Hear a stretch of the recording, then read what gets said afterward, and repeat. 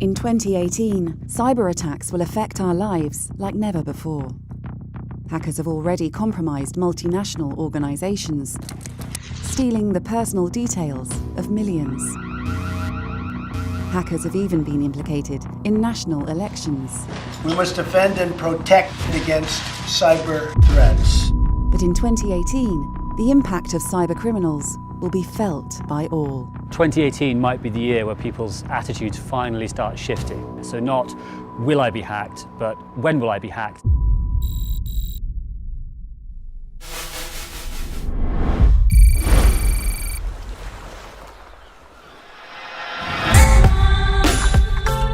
On the golden shores of Hawaii lives one of the most prolific hackers on the planet. Everybody has hobbies. Mine's hacking. I've personally hacked just about every major company and bank on the planet at one time or another.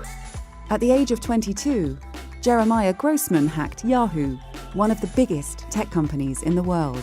In response, they offered him a job, Yahoo's chief hacker. There's a vernacular in the industry. There's the white hat hackers and then there's black hat hackers. The way I like to describe it is kind of like Star Wars, where you have the Jedi and the Sith. The skills are the same, but one uses their powers for good and the other one's for evil. I'm more of the white hat variety. I use those skills to prevent other people from getting hacked. There's people all over the world attacking you, and you have to remain calm and steadfast at every point, because if you lose control, you will lose the battle. White hat hackers break into computer systems to find the weaknesses and make companies aware of them. But it's about to get even harder to keep up the defenses. The threats in 2018 will change in terms of their scale. It's the same amount of effort to hack 1 million people as it is 100 million people. The bad guys aren't necessarily innovating, they're scaling. With an ever-increasing risk to corporate security, 2018 will see an unlikely savior in the fight against hackers: insurance companies. So next year, I think one big change will be lots more companies will start taking up cyber insurance. So like any other kind of insurance, if I have home insurance and I choose to live on a floodplain, it's going to cost me a lot of money. Insurance is not a sexy topic. The reason the hacks keep happening is not because we don't know how to defend them, that we don't have the right technology or know-how. There's not always the best motivation for them to fix the issues in a timely manner. People should care about cyber insurance because if they're expecting things to get better, if they want organizations to take this problem seriously, insurance has the best chance of being a lever for improvement. It has incentives. So when an insurance company tells their clients that you must secure the data like this, they will, or their premiums will spike. That's how it's going to affect the everyday person. But cyber insurance can only go so far when we are all becoming vulnerable to attack.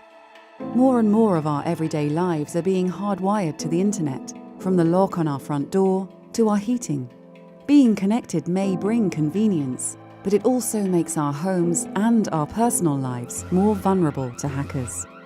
I think next year you might start to see it become a sort of water cooler talking point. The more the hacks happen, the more people get used to the idea that increasingly everything in the world is computerized. There might even start to be a backlash against this idea and people saying, well, do I really need a computerized fridge? Do I really need my toaster talking to the internet? There was a casino in America recently which suffered a big data breach by hacking into an internet-connected fish tank and then jumping from there to more sensitive bits of the network. The companies that aren't taking security seriously now are going to come to regret it in the future. The future for the cyber threat beyond 2018 is more than just privacy and monetary loss. Before, somebody would break into your bank account or assume your identity and steal your money. National transport networks, railways, which are controlled by computers now, the signalling systems that people use on motorways and so on. A lot of this infrastructure is connected to the internet. Now with connected cars, connected energy grids, connected pacemakers, where everything in life is going to be connected to the internet, we suffer the very real risk of loss of life.